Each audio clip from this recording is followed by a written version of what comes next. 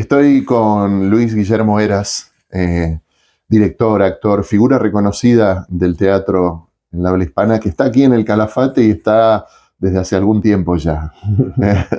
Cambió de planes su Cambió de plan. estadía. ¿Cómo le va, Guillermo? ¿Qué dice? Bueno, pues ahora ya contento porque después del percance, llamémosle así, inesperado, que así es la vida. De pronto, cuando llegué me sentí mal y bueno, he tenido que estar en el hospital, que por cierto aprovecho para agradecer a todo el personal sanitario que me ha tratado absolutamente de maravilla. Ojalá nuestros gobiernos, tanto porque en España también se está notando, tenemos una sanidad con unos profesionales maravillosos, pero la burocracia muchas veces o los medios que se les conceden son insuficientes.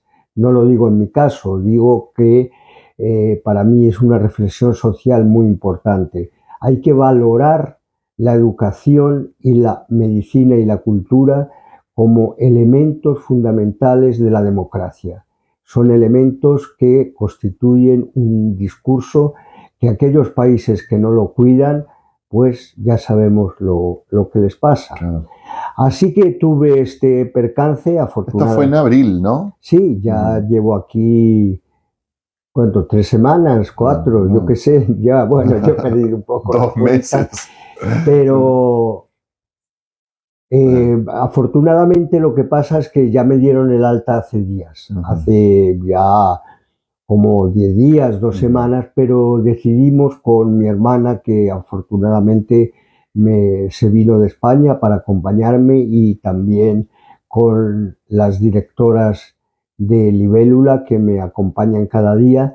Entonces decidimos aguantar un poco más para precisamente la recuperación, porque ahora la recuperación fundamentalmente es ya física, o sea, de tener tono físico, todo esto. Ya ando sin necesidad de andador, o sea, todo esto, pero todavía no tengo los músculos. Claro. Y entonces estoy yendo a sesiones de kinesiología y nos pareció mejor aguantar un poco aquí. Ya el día 24 viajamos, como te digo, teníamos el alta médica desde hace tiempo, pero tomamos la decisión de no forzar tampoco, y ahora incluso voy a estar unos días en Buenos Aires también, pues completando, digamos, lo que sería la recuperación, ya que anímicamente ya me encuentro muy bien. Claro. Y ya vamos, o sea, sé que al volver a España voy a tener que hacerme un chequeo general, porque claro, los seres humanos somos también como los autos, de pronto pues tiene sus que chequearse de vez en cuando. Yo en el último que había hecho, pues no había notado nada, y por eso, vamos, ya te digo que incluso he estado viajando este año a varios lugares y todo esto, sobre todo a Portugal, donde trabajo mucho. Claro.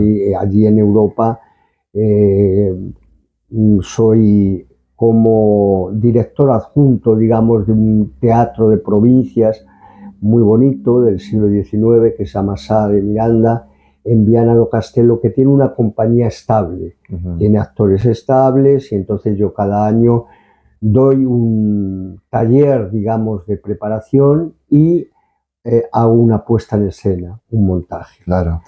Guillermo, a ver, en este tiempo bueno, que forzadamente tuvo que estar internado, digo que me imagino que tiene tiempo para pensar, para recapitular, para replantearse cosas, tanto desde lo personal como desde lo profesional. Digo, ¿qué le deja esto? ¿Qué, ahora que sale, ahora que tiene que regresar a la normalidad? Bueno, me deja primero una reflexión muy importante. Hay que vivir la vida día a día y hay que vivirla con gozo. O sea, que realmente a veces nos enfadamos o, no sé, nos metemos en cuestiones que son menores, porque la mayor riqueza que podemos tener es tener salud, y desde esa salud, incluso, por ejemplo, en ese sentido, yo no entiendo nunca a las personas que valoran el dinero como algo casi como un dios y todo esto. Yo creo que no hay nada como poder vivir ese día a día, gozar de la familia, gozar de los amigos, de una buena comida, de pequeñas cosas. Entonces eso lo he reflexionado mucho. La segunda reflexión, que también he estado hablando con las directoras de Libélula, es que evidentemente yo ya tengo 70 años, por lo tanto, lo que pasa es que nunca los he sentido en el cuerpo. Claro. Mi cabeza sigue pareciendo la de un adolescente muchas veces, que hace tonterías, incluso digo por ejemplo, trabajar muchas horas seguidas. El teatro, aunque mucha gente cree que es solo una diversión, es una profesión muy dura, muy, muy dura. Realmente el actor, al cual yo he sido actor muchos años, pero al final me dediqué más a dirigir, a hacer gestión y ahora a escribir, escribo mucho. Entonces, otro pensamiento que he tenido en estos días es que voy a aflojar la máquina, ¿no? Y voy a dedicarme más a escribir, a la escritura, a dar talleres de escritura que son más cómodos, digamos, que los talleres interdisciplinares. Y por otra parte, pues valorar que la vida me ha dado otra oportunidad. Claro. Eso realmente es siempre un gozo, ¿no? Claro. Y bueno, lo que todavía me cuesta todavía la verdad es que no me he puesto a escribir nuevamente todavía porque no quiero forzar tampoco, digamos, o sea, quiero escribir bajo un sentido de ya normalidad corporal y todo esto, pero sí he seguido pensando en teatro y he seguido... Y en eso se le han, quizás estando en otra dinámica, más quieto, se le han ocurrido ideas, más allá de que no haya trabajado sobre ellas, digo. No tanto, pues, fundamentalmente por una cuestión, porque ideas tengo tantas ya acumuladas desde obras que me gustaría Claro. montar, de talleres que me gustaría hacer. Precisamente no solo tuve que suspender, por desgracia, los talleres de aquí en el Teatro del Calafate, sino que también en el San Martín de Buenos Aires, donde he trabajado mucho y he montado y todo esto. Entonces, bueno, lo que me gustaría, sí he pensado, pues en un momento determinado, ojalá poder recuperar, no sé si un tiempo perdido o ganado, porque aquí hay que saber conceptualmente bien las cuestiones, pero ideas, ya te digo que lo que ahora me hace falta es, creo que me voy a dar una pausa también en España, digamos, como muy mía, ¿no? De mucho cuidado interior, de cuidado exterior, para que cuando me reintegre a escribir, por ejemplo, que tengo yo suelo llevar un blog de notas donde de pronto veo una cosa que me parece anecdótica o interesante, la apunto, todo esto. Y bueno, luego además es que tengo, ahora cuando vuelva en muy poco tiempo, salen ya 2 libros míos que ya dejé escritos.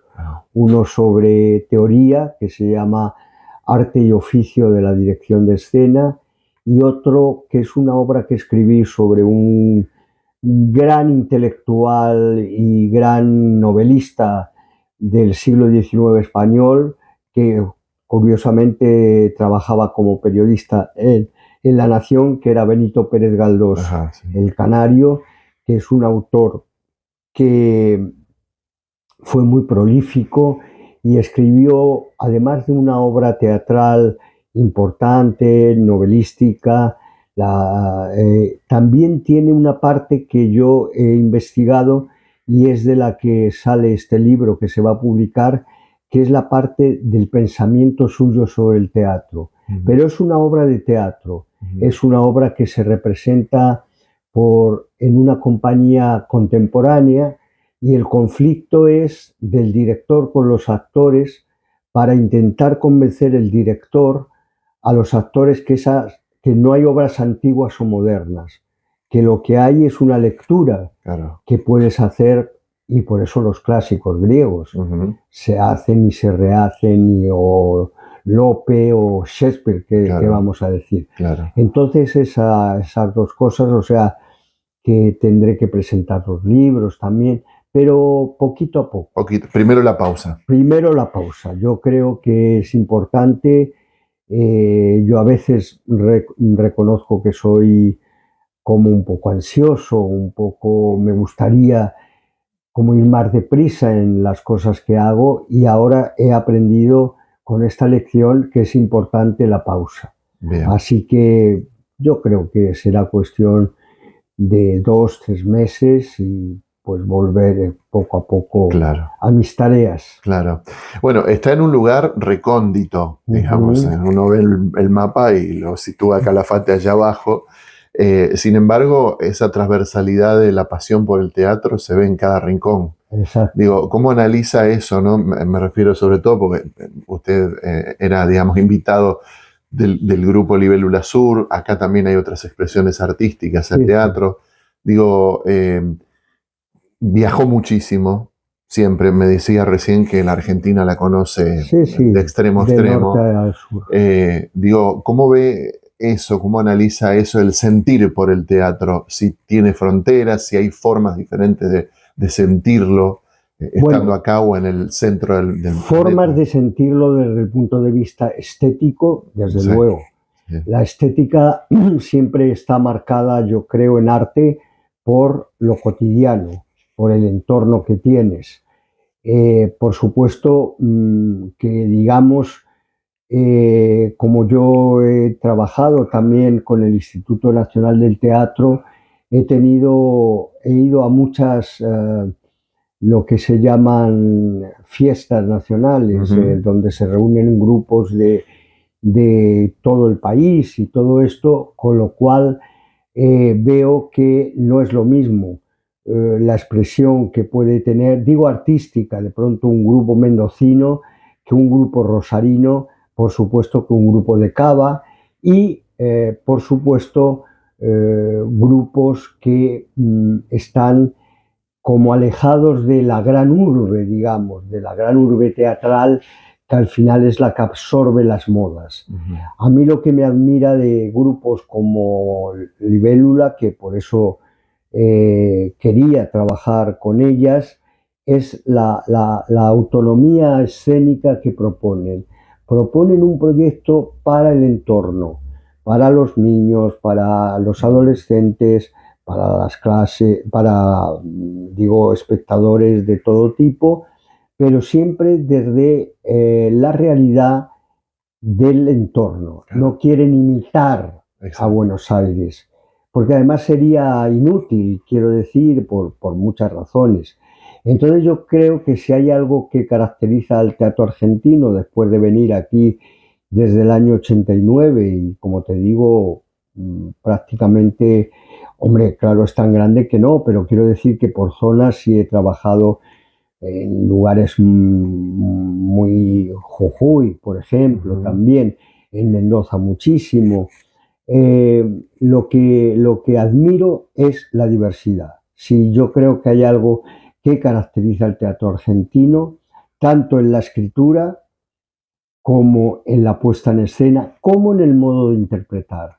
O sea, se pueden ver características muy concretas entre un actor porteño, digamos, y esa formación que puede tener de los maestros de Buenos Aires y todo esto, a de pronto los maestros de lugares, por ejemplo, como Mendoza, como Rosario, o cómo están, yo creo que el hecho del admirable trabajo que han hecho Libélula Sur construyendo este bonito espacio, porque además es bonito, pude dar 3 clases, o sea que bueno, un aperitivo.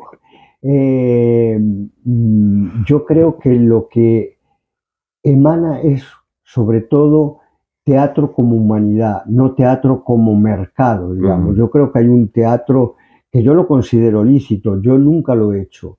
Yo llevo 50 años de profesional y jamás me he contratado con un empresario privado.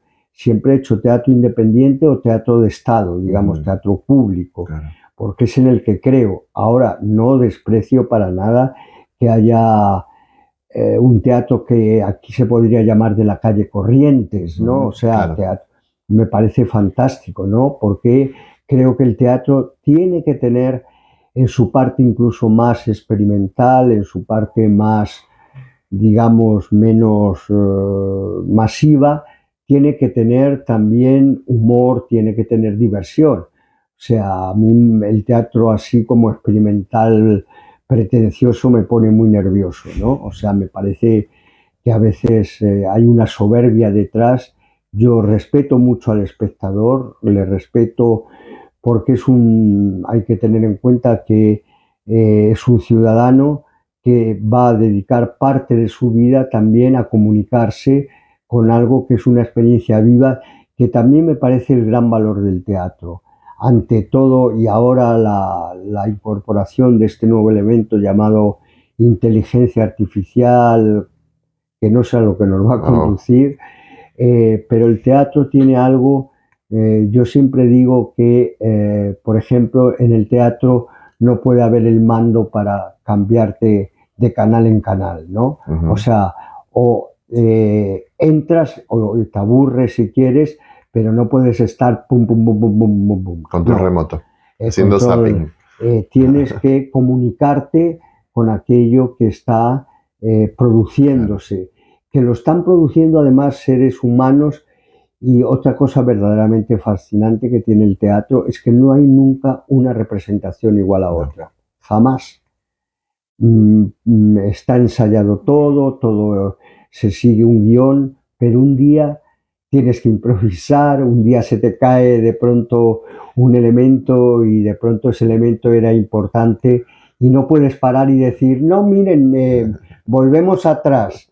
Bueno, todas esas pequeñas cosas hacen que el teatro haya resistido años, siglos.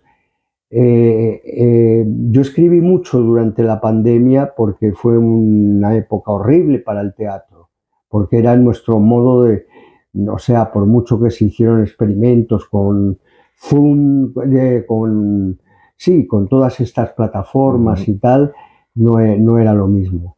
Y escribí mucho sobre, digamos, un tema que me pareció apasionante, porque sabíamos que la pandemia podía durar, duró demasiado, todavía tiene secuelas, y todo esto, pero me di cuenta que a lo largo de la historia ha habido muchas pandemias. Hubo la peste negra de la Edad Media, hubo la mal llamada gripe española de comienzos de siglo, porque fueron los yanquis los que la incubaron en un cuartel en Estados Unidos, pero fue un médico español el que descubrió parte de eso. Con la gripe española murió más gente incluso que con la pandemia, porque no había todavía pues ni vacunas ni todo esto. Entonces hemos resistido a pandemias, a pestes, hemos resistido a la Iglesia. Algo muy importante, porque en España la Iglesia en el siglo de oro era quien manejaba el negocio y decía, ahora os alquilo los corrales que eran suyos o no. Había un teatro de corte del rey, pero era para el disfrute de ellos, pero el teatro popular estuvo mucho tiempo prohibido. Y era por cuestiones evidentemente ideológicas. Y la otra fuente también es la fuente del poder. El poder le molesta mucho el teatro. Eso por propia experiencia lo he visto, donde hay países que todavía existe la censura, que los grupos se ven sometidos a problemas de expresión. Y luego hay otra censura en los países ricos, de la que yo he escrito mucho, y es la censura económica, o sea, el mercado. Porque evidentemente, por ejemplo, te pongo ahora un ejemplo muy claro, Madrid está viviendo una etapa dorada del teatro comercial musical. O sea, se traen todos los musicales de Broadway, de Hollywood, y se copian, se clonifican, y la gente al Rey León, la calle 42, va en masa con entradas que pueden llegar a 80 y 100 euros. Imagínate traducido en pesos. Y la gente va y los llena, porque es el teatro de moda, es un teatro que no requiere mucho esfuerzo, espectacular, porque los efectos especiales y todo eso. Y luego está el teatro todavía privado de actores conocidos que tanto yo creo, sobre todo en Buenos Aires, la gente adora a los actores como Héctor Alterio, ahora que acaba de ser homenajeado. Entonces, ese es otro teatro. Y luego está el teatro independiente, ese teatro que se construye día a día, con un esfuerzo enorme, con unas condiciones que yo llamo de autoexplotación. Es una autoexplotación que nos gusta, pero si ponemos realmente en un análisis ortodoxo económico, vemos que una hora de trabajo en teatro independiente no equivale ni al trabajo menos remunerado. No pongo cuál puede ser, pero quiero decir, y sin embargo lo hacemos con placer, lo hacemos con gusto, porque en suma el teatro es una vocación también. Hay gente que tiene vocación y se hace sacerdote o monja. Nosotros somos tan perversos que nos hacemos teatreros. Pero es así, no, claro. Y no pueden con nosotros, no pueden las pandemias, no nos inventamos cosas para hacer con una cámara, en cuanto que podemos nos ponemos ya las mascaritas y salimos, en fin, teatro resistente y resiliente, como diría el profesor Dubati, ¿no? Es algo que lo llevamos en la sangre.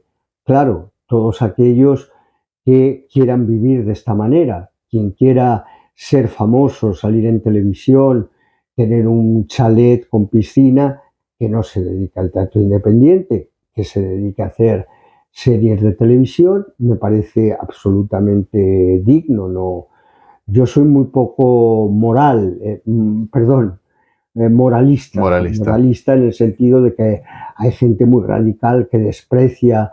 No, yo creo que cualquier trabajo actoral hay que valorarlo, porque aunque sea una comedia que puede parecer un vodevil y tal, sí, hay que trabajárselo. Hay mucha gente, yo doy muchas clases de escritura y me vienen muchos chicos muy jóvenes o chicas y me dicen, bueno, yo es que no quiero escribir teatro comercial. Y digo, bueno, es que hay que saber escribir teatro comercial, o sea, no creáis que es fácil, porque realmente escribir una buena comedia que pueda funcionar, pues, y luego están los grandes de la comedia, está Molière, o sea, que escribía de una manera sensacional, pero escribía de una manera crítica total, por lo tanto, no es nada fácil en general la escritura. Claro. La escritura tiene que tener también como una idea de para qué escribes, es decir, que no simplemente es ponerte en un ordenador y poner, no sé, Julita, ¿qué tal estás? Pepito, hoy me duele la cabeza. Bueno, pues bien, puedes escribir 200 páginas de banalidad, pero escribir, que era una de las claves que aquí yo quería compartir con las gentes que vinieran al taller de dramaturgia, es que ahora en un teatro contemporáneo es fundamental varias cosas: la estructura de la obra, la temática de la obra, el estilo de la obra. O sea, son cosas que hay que aprender como oficio también. O sea, que yo en el talento creo poco. En el sentido de las musas no me Sí, suelen las venir. inspiradoras que iluminan. No, yo me ilumino Ujú. delante de un Trabajo. ordenador y diciendo qué porquería escrito, lo tiro. Ujú. O mira, por aquí hay un camino, por aquí hay una búsqueda, por aquí. Tengo la suerte de tener en España, yo como dirigí durante muchos años un espacio fundamental que se llamaba, que era del Estado, Centro Nacional de Nuevas Tendencias Escénicas. Ahí se han formado conmigo los autores más importantes, yo creo, que hay ahora en el panorama español, nada menos que Juan Mayorga, que es un autor que en este momento debe tener, no te exagero, 40 puestas en escena en todo el mundo, pero en idiomas como el esloveno, el italiano, el alemán. Es uno de los autores que precisamente ha ganado este año el Príncipe de Asturias de las Artes. Y se formó con usted. Empezó, sí, Claro. bueno, formar en el sentido Digamos, de que teníamos un grupo. claro, claro. Él era muy joven, es más joven que yo, evidentemente, pero en el sentido, yo no hablo tanto de, cuando yo hablo de formar, no hablo en el sentido profesoral, hablo del intercambio, Ajá. de cómo incluso éramos 6 autores en un colectivo que se llamaba El Astillero y cómo incluso escribíamos a 12 manos. O sea, te poníamos un tema y escribíamos. Era un grupo que ahora es en un momento determinado, como pasa en todas las parejas que se aman, hay una crisis. Claro. Y si no superas la crisis, lo mejor es acabar bien. Y decir, bueno, pero seguimos siendo amigos. Así es. Pues seguimos siendo muy amigos, pero cada uno ha seguido su camino, digamos. Claro. Entonces, claro, yo he tenido la suerte de formarme con gente muy poderosa. O sea, no es lo mismo, digamos, tener pares en los cuales, digamos, los X sobresale, sino que confrontas. Claro. Y a mí lo que me gusta es la confrontación. Yo en Buenos Aires me he confrontado con Veronese, con Spregelburg, con D'Artagnan, con Cartoon, o sea, con gente, digo en dramaturgia, de primer orden. Entonces ese primer orden me ha hecho aprender. Claro. Y yo soy de los que creen, además, soy eterno alumno. Creo que nunca sabes lo suficiente. Yo contaba antes Siempre se aprende, todos los días. que cuando era muy joven y podía, le pedía a los grandes directores que me dejaran simplemente ver un ensayo. Y yo he tenido el privilegio de ver ensayar a Peter Brook, a Giorgio Strehler, a Marsillac en España, a Víctor García, un director vuestro tucumano prácticamente maldito y desconocido aquí en Argentina, que fue un boom en Europa. Fue uno de los directores más importantes y ni siquiera en Tucumán tiene un recuerdo. Pero era porque, bueno, se tuvo que ir al exilio por cuestiones mucho más también de su género, digamos que... Claro. Pero un tipo extraordinario al que le he visto dirigir, se me saltaban los ojos, ¿no? Porque por ese modo he visto, ya le digo, te digo, a mucha gente de Buenos Aires con la que he podido compartir momentos muy interesantes, estrenos. Estuve en la fundación de un colectivo que se llamaba Carajají, donde estaban esta generación, y bueno, pues Javier Dolte. Estando, usted menciona mucha gente reconocida del teatro. Digo, estando acá, convaleciente, ¿ha recibido muchos llamados, gente interesada? No puedo expresarte el agradecimiento, porque de pronto gente que a lo mejor he tratado menos, pero bueno, al principio mi hermana me tenía que ayudar porque no tenía mucha fuerza para contestar, pero no sé cuántos teníamos que contestar cada día.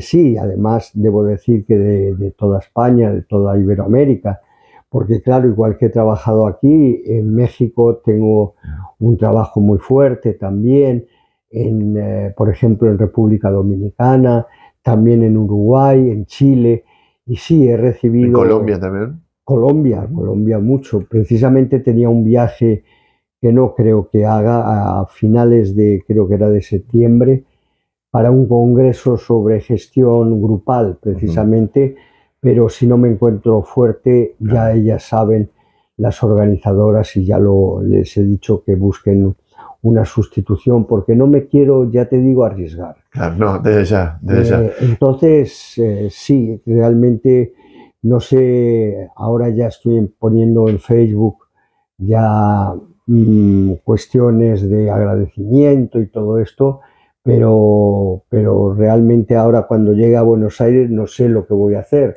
porque tenemos un apartamento pequeño y no sé si hacer por grupos, porque realmente me he visto sobrepasado por la cuestión del cariño, Qué sobre todo. bueno. Y eso hace muy Sobre, bien también, ¿eh? Eso sí, alimenta. sí, no, claro, porque sobre todo eran muchas veces esta cuestión que tiene que ver con lo humano, no tanto maestro, o sea, todo ese tipo Claro. de cosas que está bien, pero sobre todo lo que es la calidad de lo que es el abrazo, lo que sientes que ese abrazo que se te está dando en la distancia es auténtico, es verdadero, al igual que los que me están dando aquí toda la gente de Libélula, que ya digo que no sé cómo poder agradecer lo que el, hasta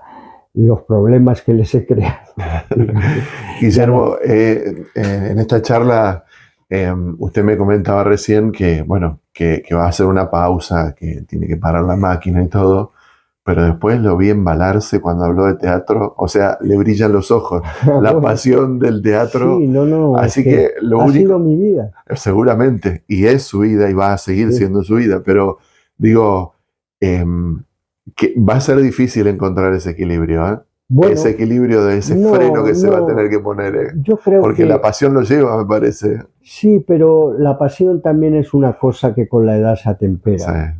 O sea, puede ser pasional de una determinada manera cuando tienes una edad y luego la pasión tiene que ser también muchas veces intelectual. claro. Afortunadamente, yo, como disfruto con cuestiones que no tienen que ver con la práctica física, digamos, como te Claro. digo, yo además tengo ahora una responsabilidad grande porque soy el presidente de la Asociación de Directores de toda España. Mm. Es una asociación que tiene cerca de 300 profesionales, los más importantes, y ahí tengo que tener mi otra batalla, que es una batalla que he llevado toda mi vida y es la batalla política.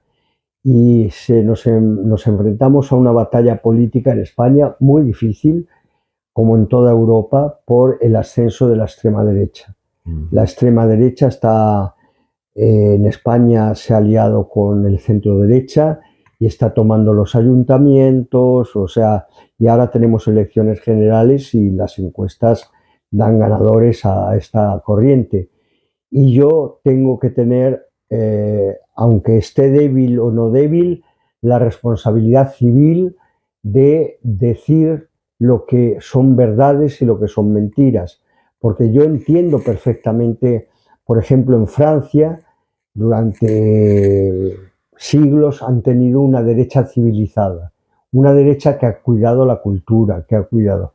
Te pongo un caso ahora patético de España.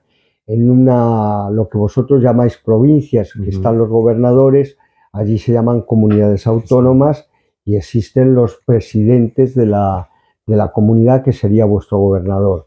Pues el de Valencia, que se llama Generalitat de Valencia, ha puesto de consejero de cultura a un torero. En fin, un poco delirante. No, más que nada, no le conozco a ese señor, a lo mejor de pronto, más allá de que sea torero, pero lo que yo sí conozco de los toreros es que generalmente reivindican el machismo, reivindican la hombría, reivindican, no son precisamente muy respetuosos de las mujeres.